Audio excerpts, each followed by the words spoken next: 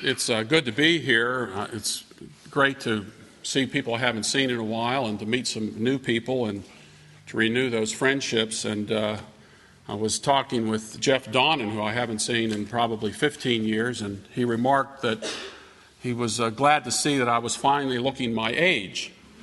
And he meant that as a compliment.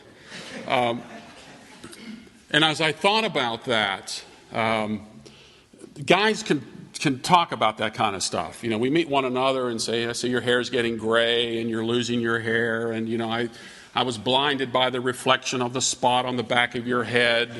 I noticed that your wife is probably tying your shoes these days because you can't see down that. Guys can do that.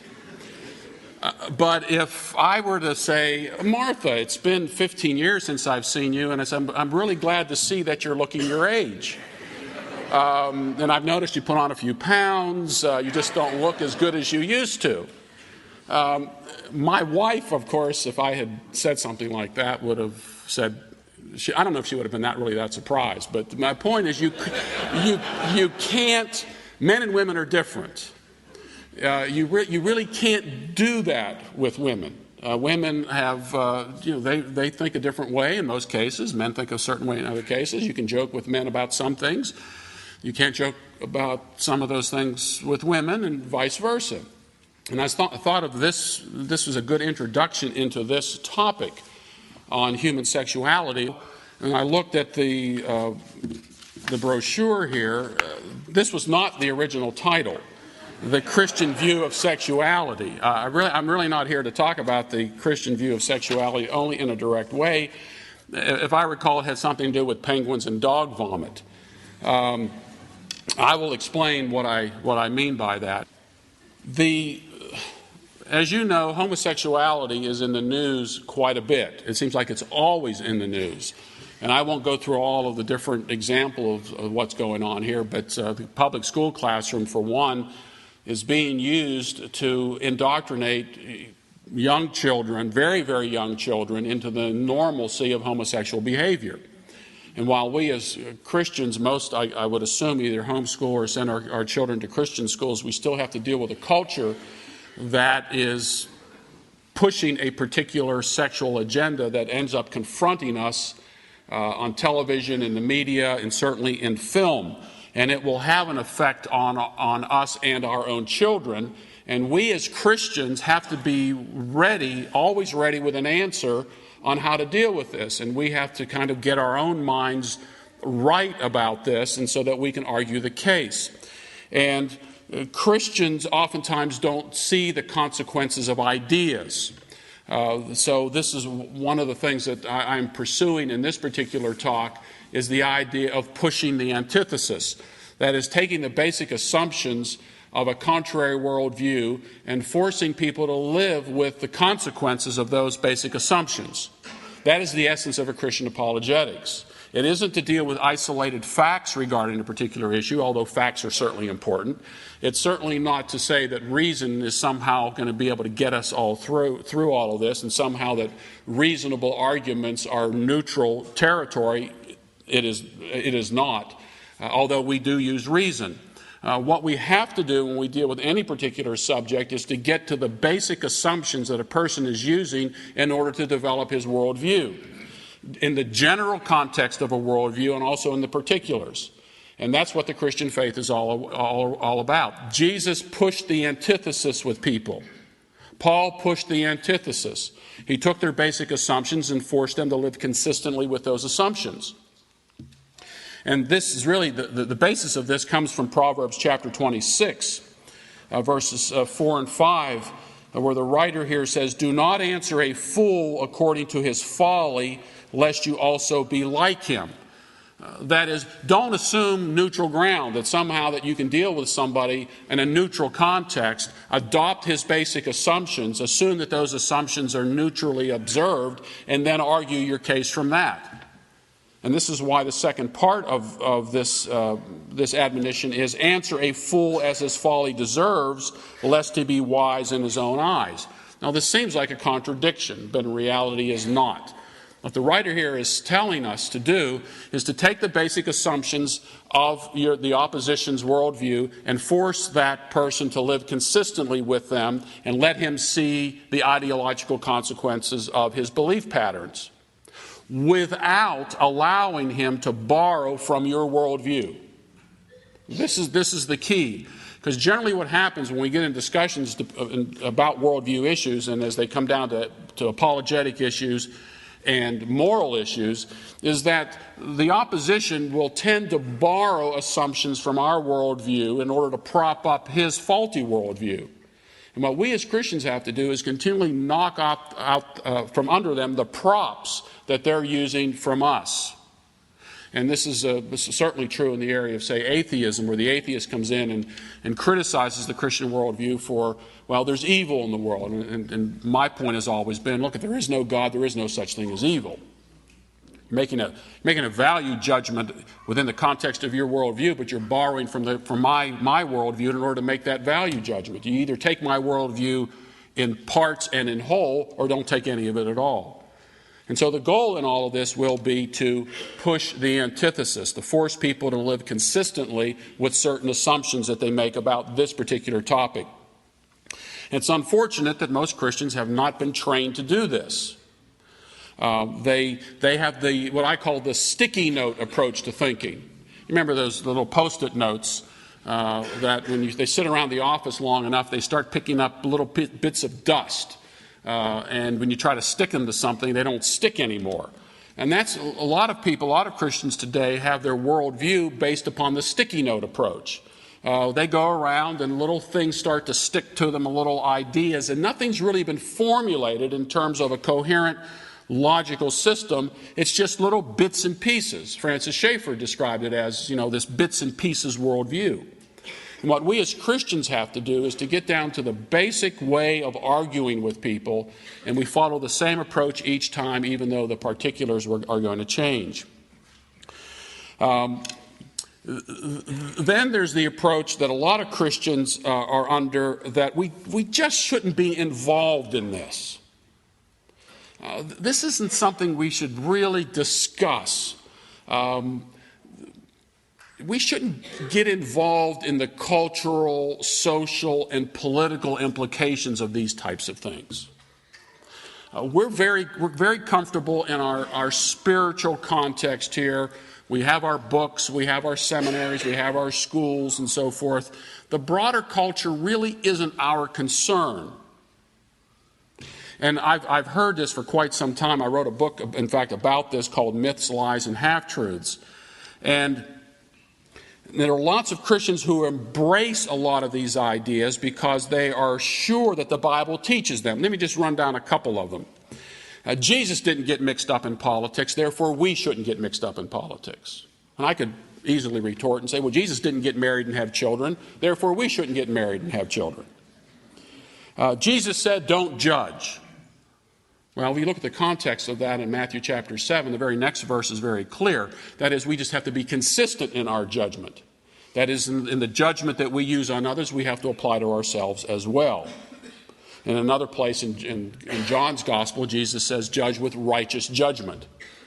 And you could never apply the idea, Jesus said not to judge, and to take that beyond that into every area of life, because our whole world is based upon judgment. You can't impose your morality on other people, we're told. And yet every law that's on the books today is somebody's view of morality. You can't escape putting your morality on other people. All law is an application of somebody's view of morality. Even those who take the pro-homosexual side or the pro-abortion side are arguing from their concept of what constitutes morality. A woman ought to have a right to do what she wants with her own body. That is a moral precept. We ought to raise taxes on the rich. That's a moral precept. We ought to allow two men to engage in homosexual behavior. That's a moral precept. And we want to put it into law. So everybody is imposing some form of morality, and we have to determine when is it right to impose morality. Our citizenship is in heaven, I was told. Someone sent me a little postcard, and all it had on there was Philippians 3:20. Our citizenship is in heaven. I know what this person meant. Look, we should only be concerned about our heavenly citizenship. And I think we need to talk to the Apostle Paul, who, when he was about to be beaten by a Roman soldier, appealed to what? To his heavenly citizenship? Did he say, I'm a citizen of heaven? Don't beat me. Don't go ahead and beat me. Do anything you want to me because I know I'm a citizen of heaven. His exclamation was, I'm a Roman citizen. Would you beat a Roman citizen? How unspiritual of Paul to do that. Now, the Roman soldier comes along and says, I had to buy my Roman citizenship. And the Apostle Paul says, I was born a Roman citizen. And then to whom did Paul appeal when he was before the civil courts? He says, I appeal to the God of heaven. No, he said, I appeal to Caesar. See, we have multiple citizenships, and God has put us down here, and he has put us down here to live in the context of this particular citizenship.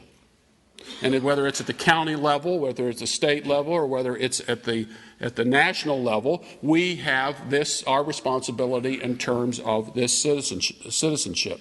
The civil magistrate is called a minister of God. We have ministers in the church, they perform a civil duty. We have ministers in the church, they perform an ecclesiastical duty, and we are involved in both of those. How about this? Politics is dirty. My son played Little League, and played baseball all the way up through the 12th grade, and we went to a lot of baseball games. And I can assure you, baseball is a dirty business. Not only in the clothes that your kids bring home every night, but also just in what the kids say, what kids do, and the argument that goes on. It's dirty. Tell me what isn't. Tell me what enterprise in life doesn't have sin attached to it in some way. We as Christians are in the cleanup business. If there's something wrong within me as a person, I have got to clean that up. It's the same thing in the family, same thing in the business, same thing in every other life. There's a separation between church and state, we're told. And I, as a Christian who believes the Bible, understands that there is a jurisdictional separation between church and state. I don't want the state using the power of the sword to tell the church what to preach, and I don't want the church with the power of the keys to tell the state to enforce those particular doctrines on people. We believe as Christians in a jurisdictional separation between church and state. But that does not mean that religious precepts are somehow outside the realm of the political sphere. You cannot make that case from the Bible, and you certainly cannot make that case from practical politics and the founding of our own nation. Even our own Constitution sets Sunday aside as a day of rest in Article 1, Section 7, and it ends with, done in the year of our Lord, 1787. That's written into the body of our Constitution at the national level. And you can pick up that Constitution today, and it's still there, contrary to what the ACLU, or Americans United for Separation of Church and State, might tell you. And you can go through official United States documents, congressional decrees and so forth, where people were called upon to repent, to abide by the forgiving nature of the Lord Jesus Christ and to the power of his Spirit, written into official United States documents. Our founders did not believe that religion and religious precepts as related to morality that were somehow separated from the area of civil government. What they did not want, the First Amendment states, Congress shall make no law respecting an establishment of religion or prohibiting the free exercise thereof, to allow the federal government to deal with what states were doing. And one of the other ones is, we're living in the last days. There's a prophetic inevitability to all this. And if you want some information about that, I've written a book called Last Days Madness, and I believe that this is one of the things that has gotten us into trouble as well. And not only have we developed a cloistered spirituality, but we've also put this thing off on this idea we're living in the last days. But isn't it interesting that if you read Romans chapter 1, Paul was dealing with homosexuality in the first century and didn't see it as the end of the world. And so if we are dealing with it today, it's the same context. So then, how should we deal with this issue of homosexuality? And I think the first place to start is to very, very briefly to talk about sexuality is a good thing. If I asked you, how is your sex life? It might be inappropriate for me to ask you that, but the question itself is legitimate. Just like if I were to ask you, how's business? How's your family? How's school? Those are all legitimate biblical queries about your life. And sex is no different, as we read this morning from Proverbs. Sex is a good thing. In fact, you and I wouldn't be here without it. We are built for sex. I'm not going to go into all the detail. You know all this stuff. We're built for it. And the Bible, of course, enjoins that sex is more than just an act. It's interesting that the word used in Hebrew is know. And Adam knew his wife, and she conceived and gave birth to Cain. She knew. They knew one another. See, the way sex is portrayed on television and advertising, I was listening to a Home Depot ad for washers and dryers, and the wife was lamenting that her washer and dryer wasn't sexy enough. I mean, that's where we've gotten today. It is used to sell everything. I mean, look, the washers and dryers, from a man's point of view, they just wash and dry clothes. And in fact, they're put in a room and you hide them. I don't think sexuality has anything to do with it. But that's what's happened. Everything now is sexual in nature. They're using it to sell everything. But the intimacy that the Bible uses concerning sex, the word is extremely important. It's a knowing of the husband and wife. They know one another. It's not just an act. There are lots of thou shalt nots in the Bible about sex. Adultery, fornication, incest, homosexuality, bestiality, rape, etc. Which goes to show that to disturb the biblical view of sexuality creates I believe, in the broader culture, the complete breakdown of a society. If you break down the self-family government unit, then what ends up happening is a domino effect takes place, and church begins to fall apart in society in general. So if you don't get it right at the individual and family level, then everything else is going to fall apart as a result. And all you have to do is go through the book of Judges. To start with Joshua, every man did what was right in his own eyes. Go through the book of Judges, and you begin to see every man does what is right in his own eyes. The next thing that happens, there's a breakdown in the family, 1 Samuel. There's a breakdown in the priesthood, Eli's sons, who were corrupt. And then what ends up happening, there's a breakdown so the church begins to break down, and the next thing to break down is the state. 1 Samuel chapter 8. What happens in 1 Samuel chapter 8? The people want a king like all the other nations. Give us this king. And you can follow the domino from every man did what was right in his own eyes, the breakdown of the family, sexual relationships, the breakdown in the priesthood, sexual relationships, and then finally people looking, because the disintegration of the whole society begins to take place, people are now looking for a political savior. 1 Samuel chapter 8. We want a king like all the other nations. Even after God tells them how bad it's going to be. He's going to take your sons and daughters, he's going to send them to war, he's going to end up taxing you 10%. Wasn't that in the good old days? 10%. So sexual sins in the Bible are more than just a unit. They affect everything because it ends up with the breakdown of all of society. Now, having said that, sexual sins are not the unforgivable sins. We read about the Samaritan woman who had 5 husbands, Jesus says. And she goes back to her people and she tells, this man knew everything about me. And she changes her life. The woman caught in the act of adultery, Jesus says, go and sin no more. Paul mentions women who exchanged the natural function for that which is unnatural. There is Paul's mention of immorality of such a kind that did not exist even among the Gentiles, that someone has his father's wife. And yet you see within that context the redemption that takes place. There is always a note of redemption in the Bible with all of this. 1 Corinthians 6:11. And such were some of you. And he mentions fornicators, adulterers, and homosexuals. And such were some of you, but you were washed, but you were sanctified, but you were justified in the name of the Lord Jesus Christ and in the Spirit of God. And so these examples teach us that there is no redemption until there is the identification of sin. And this is why the homosexual community does not want to talk about homosexuality as a sin, because then they would have to give it up. And yet that is the place it has to start. So let's go through a couple of things here related to this particular topic. I wanted to lay out for you that this is a topic that encompasses all of life. That this is under the umbrella of a Christian worldview. It affects the individual, it affects the family, it affects the church, and it affects the state. All of this is bound up together. And if we don't deal with this subject within the Christian community, we are going to see the breakdown of our society over the long haul.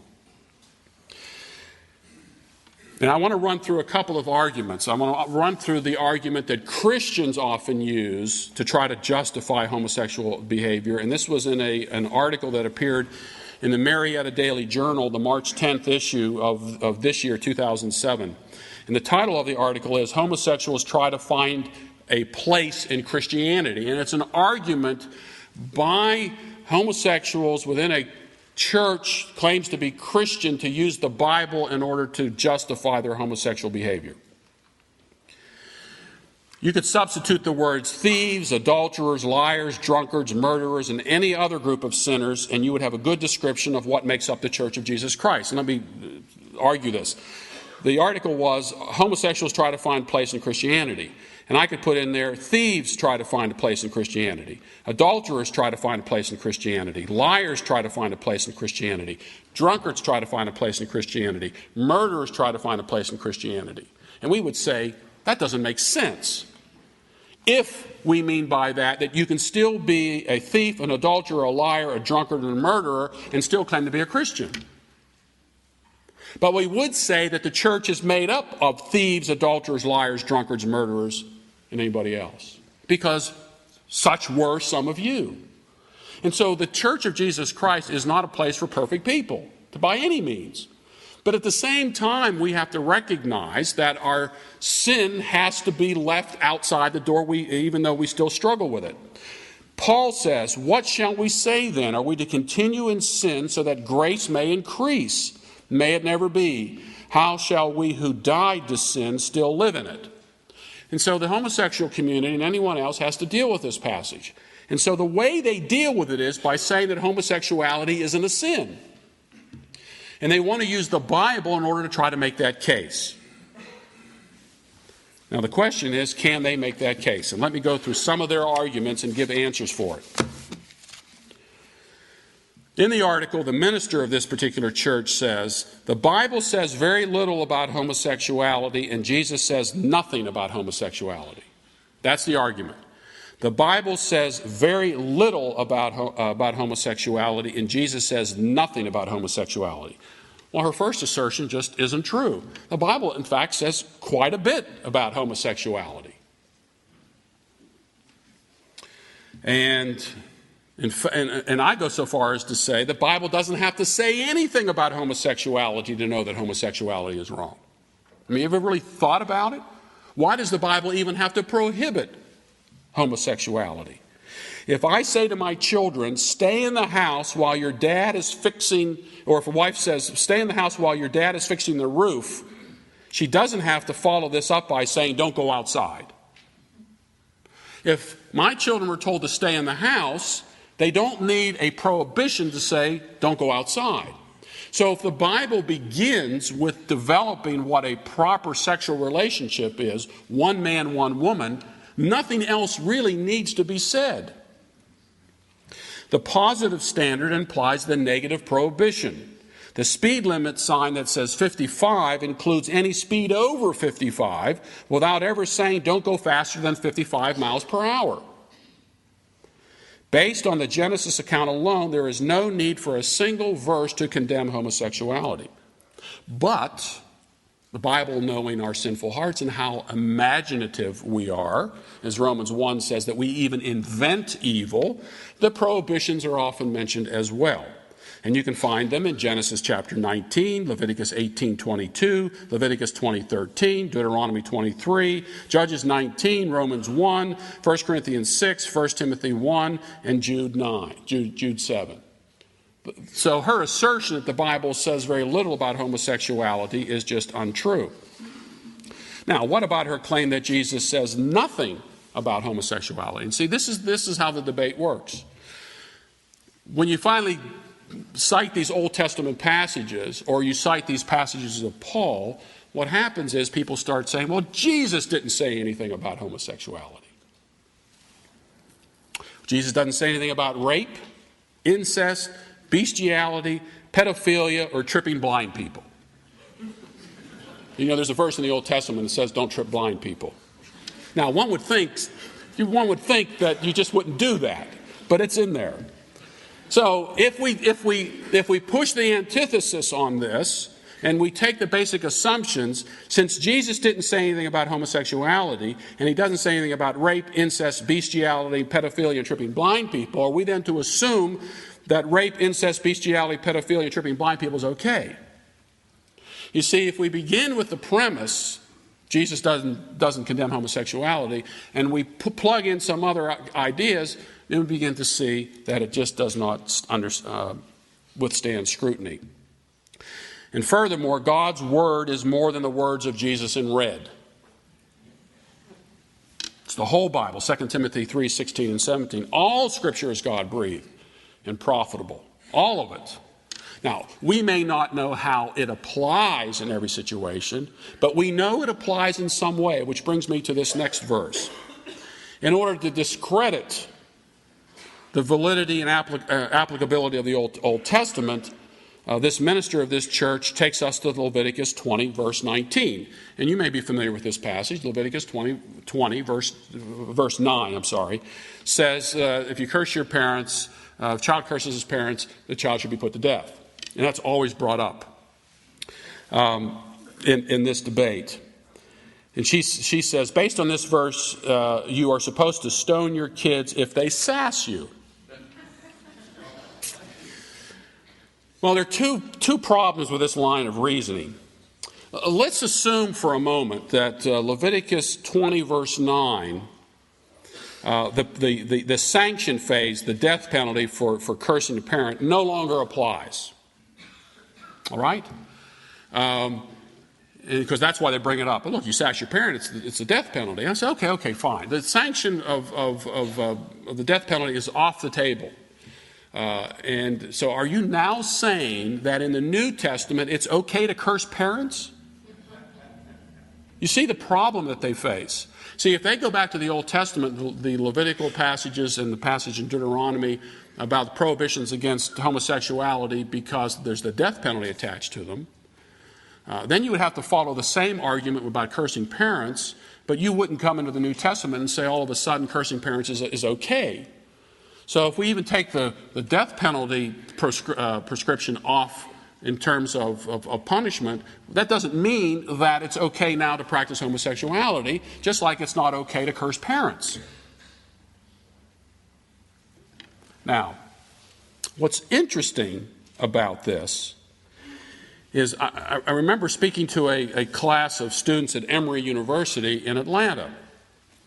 And we got on to the ethics thing and so forth. And one young lady said, I want to follow the ethics of Jesus.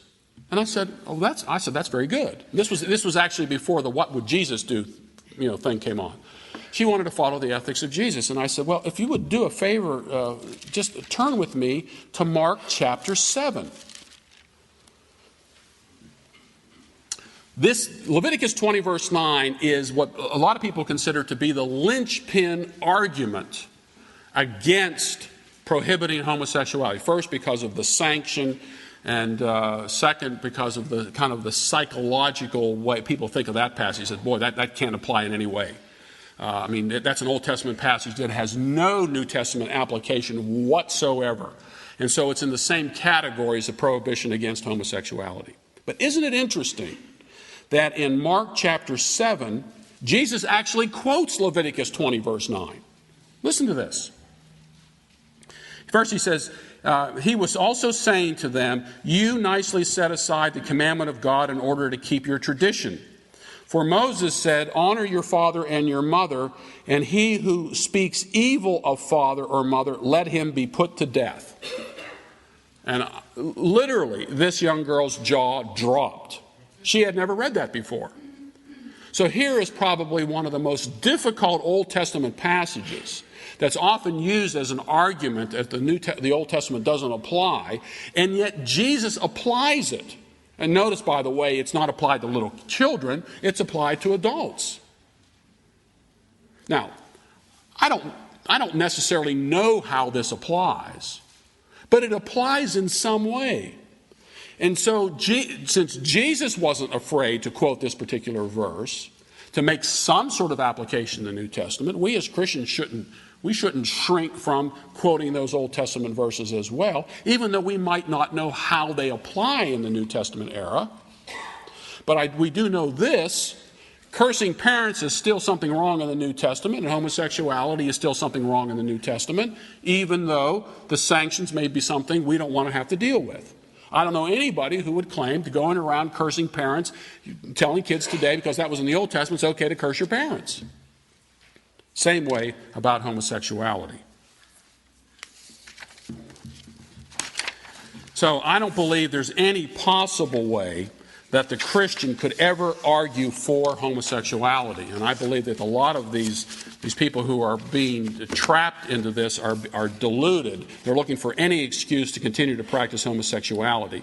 And what I find interesting in the Bible, when the Bible prohibits something, it also encourages to do something positive on the other side. If you go to Ephesians chapter 4, Paul says about the thief, steal no longer, but then do work with your hands.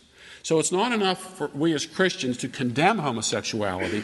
We have to be about figuring out the best way for them to redeem themselves from a very, very deep and dark sin that has a hold on them. I mean, sex is a pleasurable thing.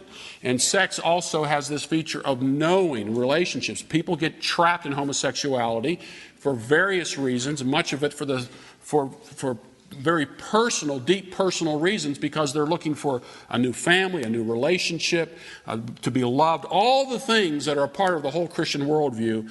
And part of the Bible is not only is there a prohibition, but there's also the idea of we have got to figure out what is the best way in terms of redemption to move them out of the homosexual behavior. And it does not mean that homosexual thoughts are going to pass away, because there are things in our own life prior to being a Christian that continually prop up in our own lives today.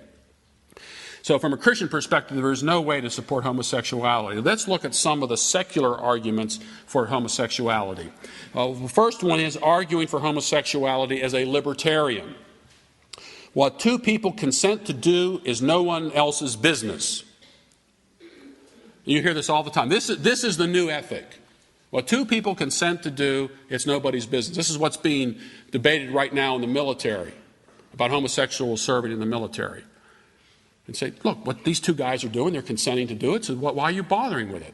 And yet if you had an enlisted man having a sexual relationship with a general's wife, my guess is, and if it's consensual, they would say that's wrong. I would think that they would, and even immoral, contrary to what John Warner says about homosexuality. But here's what I want to know, pushing the antithesis again. Where does the universal law come from that what two people consent to do is no one else's business? What is the basis of that? How do you account for that? Who says that consensual acts are somehow outside the bounds of someone else's judgment? Who says? If there is no God, then everything, consensual or not, is permissible. Everything's permissible. This whole thing about consensuality is nonsense. If you live in an atheistic worldview, everything is in fact permissible. Let me give you this. This is an article that was written by Arthur Leff, who was a law professor. This appears in the 1979 Duke Law Journal. This article is 20 pages long. I'm going to read you the opening paragraph. This is a man who was struggling with how one accounts for morality in the world. And he knew all of the different ways of trying to explain it. He knew the Christian view and he knew the non-Christian view, and he was struggling to try to figure out how to account for morality. And here's how he starts off. He says, I want to believe, and so do you, in a complete, transcendent, and immanent set of propositions about right and wrong. Findable rules that authoritatively and unambiguously direct us how to live righteously. He says, look, you and I want to believe there's a law out there that applies in this world. We want to believe that that law is fixed. He says, then he goes on, he says, I also want to believe, and so do you, in no such thing, but rather that we are wholly free, not only to choose for ourselves what we ought to do, but to decide for ourselves as individuals and as a species what we ought to be. What we want, heaven help us, is simultaneously to be perfectly ruled and perfectly free. That is, at the same time, to discover the right and the good and to create it. He says we all want to believe that there's a fixed set of parameters out there, moral parameters. And at the same time, we want to believe that we can do what we want. Now, there's a reason for that, of course. Because if I come to this group and say, you can do whatever you want, and I say to this group, you can do whatever you want, and this group has designs on that group, and this group has designs on that group, and you have baseball bats and they have baseball bats, you see the problem. So at the same time that we want to live the way we want to live, we want a fixed standard of laws that says you have to abide by what I say, and you have to abide by what I say. And even though I might have a bat, and why I might have a bat, I can't use the bat to get what I want. The problem is, how does one account for the fixed standards that keep us from bashing one another's brains in? This was the dilemma, and it is the libertarian's dilemma. So Arthur Leff goes through 20 pages trying to work out this dilemma. And here's how he ends this paper. As things now stand, everything is up for grabs. Nevertheless, he goes on to say, napalming babies is bad, starving the poor is wicked, buying and selling each other is depraved. Those who stood up and died resisting Hitler, Stalin, Idi Amin, Pol Pot, and General Custer, too, have earned salvation. Those who acquiesce deserve to be damned. There is in the world such a thing as evil. Altogether now, says who? God help us. That's the end.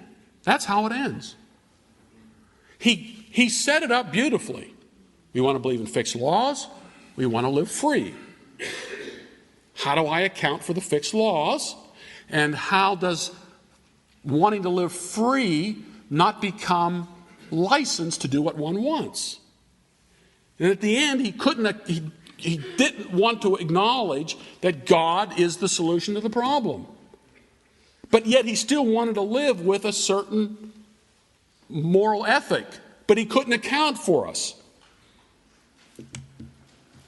Now, the libertarian ethic wants to postulate that some things are morally right while other things are morally wrong, but he doesn't have a way of accounting for either right or wrong because he doesn't have a fixed moral system to plant his moral ethic. So a libertarian who says whatever two people want to consent to do is okay to do, my point would be, who says? Who says? You got also a real problem here if you've studied any of this. There was a German, Armin Mewes from Germany, who advertised on the internet. This is consensual, by the way. Advertised on the internet that he was looking for somebody who would be willing to be killed and eaten. Okay? He got 10 responses. Consensual. People, they consented. Yeah, I'll let you kill me and let you eat me. You know, I mean.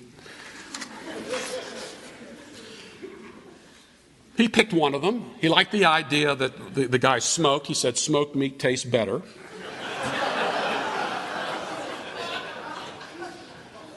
Now, he killed and ate him. Now, the question is, what did he do wrong? And let me tell you, the courts had a difficult time with this problem. So you know what they said? He was insane.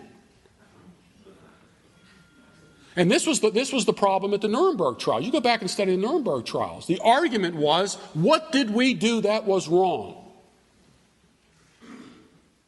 I mean, Oliver Wendell Holmes believed just like we did. He believed in eugenics too. We are a sovereign nation, therefore we can do what we want as a sovereign nation. And so the Nuremberg trials, they were in a dilemma. And so they did ad hoc law. They created a law for the moment. They brought in the idea of a higher law in order to make the system work. But it was inconsistent with what they believed, because by then evolution had taken over the courts. They had taken over the worldview. You see, what we need to continue to do is to push the antithesis. And here's another argument. Arguing for homosexuality by claiming, God made me this way. And there are different versions of this, and I'm going to go through some of them. This is an exact email I got from somebody. Homosexuality is not a choice, and please do not say otherwise, because as a homosexual, I and other homosexuals are the only people who have the right to tell you whether we made a choice or not. And so couldn't this argument be adopted by other groups? Adultery is not a choice, and please do not say otherwise, because as an adulterer, I and other adulterers are the only people who have the right to tell you whether we made a choice or not. Murder is not a choice, and please do not say otherwise, because as a murderer, you get the picture here. Rape is not a choice. Child molestation is not a choice. Cannibalism is not a choice. God made me this way. Arguing for homosexuality by claiming it's part of the natural evolving order. It's part of human nature. I'm an old film buff. I love old movies from the late 30s, 40s, and the 50s, and then a couple in the 60s. And one of my favorite movies is The African Queen, starring Humphrey Bogart and Katharine Hepburn. And if you recall the movie, it's during World War I, and Bogart has this small, dinky, dilapidated boat. He keeps it going. It's a postal boat that goes up and down one of the rivers in eastern Africa. And Katharine Hepburn and her brother are missionaries. And the Germans are coming in, and they have to escape. Katharine Hepburn's brother dies. Katharine Hepburn goes on this boat with Humphrey Bogart. And Humphrey Bogart is a gin-drinking drunk. And Katharine Hepburn is a very nice, prim and proper missionary. Believes the Bible, reading the Bible. And at one point in the movie, while Humphrey Bogart is sleeping off one of his gin drunks, she pours out all the bottles of gin. And of course, he's going through some withdrawal pains here, and he says, "Oh, miss, oh, have pity, miss. You don't know what you're doing, miss. I'll perish without a hair of the dog. Oh, miss, it ain't your property." Now, Katharine Hepburn doesn't say a word. All she's doing is reading her Bible. He kind of backs off a little bit and takes a little more moderate turn. He says, "How's the book, miss?" referring to the Bible. "Well, not that I ain't read it. That is to say, my poor old mom used to read me stories out of it. How's about reading it out loud? I could sure do with a little spiritual comfort myself." See, the Bible all of a sudden becomes very important to him because he wants a drink. After getting the cold shoulder, Charlie goes ballistic and he starts yelling at her. As soon as this happens, all the animals in the jungle start. It's very important that you get the scene here. They start yelling too. And he says, "And you call yourself a Christian. Do you hear me? Don't you? Don't you? Huh?" And at that moment, Charlie begins this rant. The jungle comes alive, and he's rubbing the little valve on top of the steam boiler, which looks like a cross. And this becomes important because Charlie Allnut is redeemed in the end of all of this. And so he asks for mercy. He says, "What you been so mean for, miss? A man takes a drop too much once in a while. It's only human nature." Without looking up, Katharine Hepburn says, nature, Mr. Allnut, is what we are put in this world to rise above. And so this is the way it used to be. There was never an excuse for behavior based upon, well, I'm just an angry person. You're just going to have to live with me that way. That isn't the biblical way.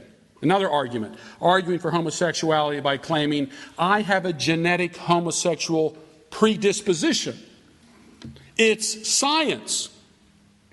Well, I collect articles on a whole bunch of things, and I've collected articles on this type of argument. And these are real headlines or pieces out of these articles. Some of us, it seems, were just born to be bad.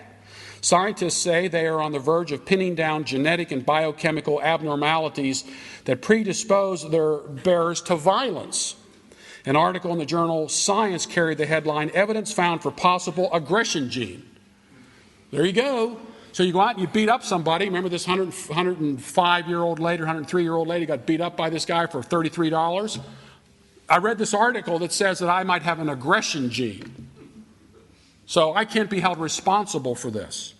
Children will conduct problems.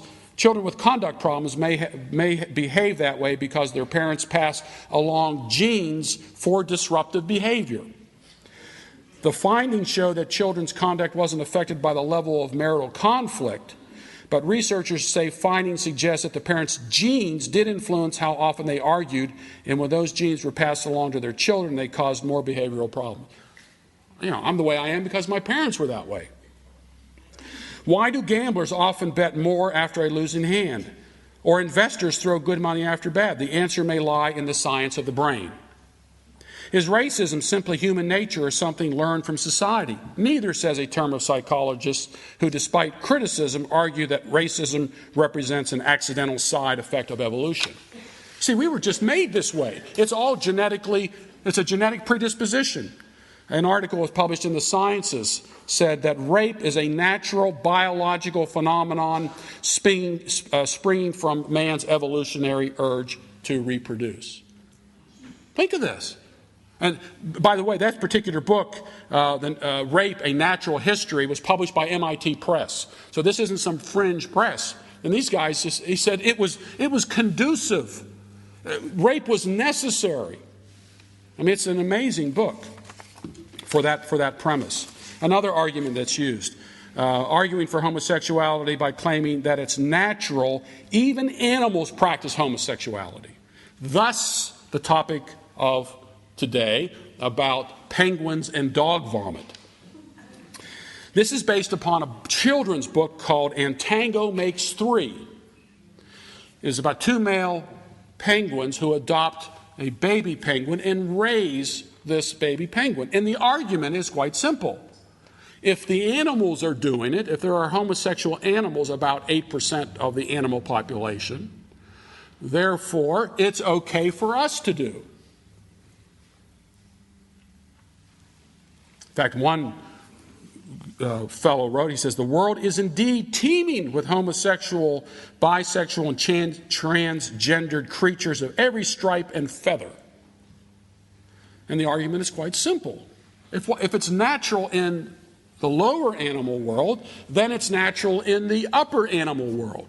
And you notice that the premise here, of course, is evolutionary. Now, here's the problem with this is, of course, since animals practice homosexual behavior, so the argument goes, homosexuality must be natural. What's natural is normal. What's normal is moral. Pushing the antithesis with all of this is simply this. Do we just take the things out of the animal world we like? We kind of cherry pick what animals do, or do we take the whole ball of wax? Pushing the antithesis, we need to take the whole ball of wax. It has happened to them according to the true proverb, Proverbs 26:11. A dog returns to his own vomit, and a sow after washing returns to wallowing in the mire, 2 Peter 2:22. Do we take that too? So now a dog returning, and I've never understood this, a dog returning to his own vomit, is that something that we want to see as normal in our own children? And when your kids come in from wallowing in the mire, do we send them to bed that way, or do you clean them up? I would like to see the homosexual propagandists explain how these behaviors might explain the normality of animal behavior and its human parallels. There's the story of Timothy Treadwell, depicted in the movie Grizzly Man. Have you seen this? This is the guy who wanted to make the grizzly bears part of his family. It would make a great sitcom. You know, Timothy Treadwell, the Grizzly Man, you know, all in the family. So while he thought of the bears as his brothers and sisters, the bears thought of him as lunch. Because they killed and ate him and his female assistant. Then there was a series on TV called The Trials of Life, and it took 4 different animals and explained, if I can find the, here it is. This was the advertisement. Discover how similar the face of nature is to yours. The way you love, the way you fight, the way you grow, all have their roots in the kingdom we all live in, the animal kingdom. And what this series, again, evolutionary base again. And what this series basically said was, we can study the animal creation and see how we're kind of like them too. And I'm channel surfing, as I'm wont to do, and I came across the one on the bald eagle. Which, by the way, was not the choice of Benjamin Franklin for our national bird. He wanted the turkey. I don't know if it was a joke or not, but he called the bald eagle a bird of bad moral character. And after watching this particular episode, I understand why. Because it was drought time, and there were 2 eaglets in the nest, and one eaglet just wasn't faring as well as the other eaglet. And so as the eagle goes out and brings back food, all she does is feed the stronger eaglet. She lets the weaker eaglet die, and then she cannibalizes it and feeds it to the stronger eaglet. And we're just like them. That's what the show said. But in a sense, aren't we? I mean, don't we do that? The abortion issue? Take the weakest members for our convenience, and we destroy the weakest among us? We are like them. And in fact, if the evolutionary premise is correct, there's nothing wrong with it. But we as Christians can't let them get away with these types of arguments. We have got to push the antithesis. And I really believe if you sit down with people across the table, the general population, the sticky note worldview Christians who really haven't put all this stuff together, these types of arguments really start making sense. And let me finish off with I think this is the last one. Homosexuality is similar to racial justice. Just like the service military was opened up to blacks, it ought to be opened up to homosexuals. Well, the color of your skin, your ethnic background, isn't a behavior. It's not what somebody does. Homosexuality is a behavior. And even Colin Powell, who's a black man, said this, that there was no relationship between homosexual rights and civil rights. And I quote, "Skin color is a benign, non-behaviorable characteristic. Sexual orientation is perhaps the most profound of human behavioral characteristics. Comparison of the two is a convenient but invalid argument." So then, if we are going to win the day on this argument, and if we are going to win the day on other arguments, we as Christians need to be equipped to deal with them. And that means getting a basic apologetic methodology straight in our head to learn how to push the antithesis, understand the basic presuppositions of the opposing worldview, force them to live consistently with these presuppositions, force them out on the edge of their worldview, and show them that the only other alternative is, in fact, to embrace the Christian worldview. And in all that, of course, we are constantly weaving the gospel. We're not just condemning homosexuality. None of us would like to have our own sins thrown out on the table like that. But at the same time, we know that we are new creatures in Christ for what Christ has done for us, transformed us. We are new creatures in Christ. And that's what we need to offer to the homosexual. And so in our own day, we as Christians need to learn these things. Thank you very much. This is my Father's wondrous world, and to my listening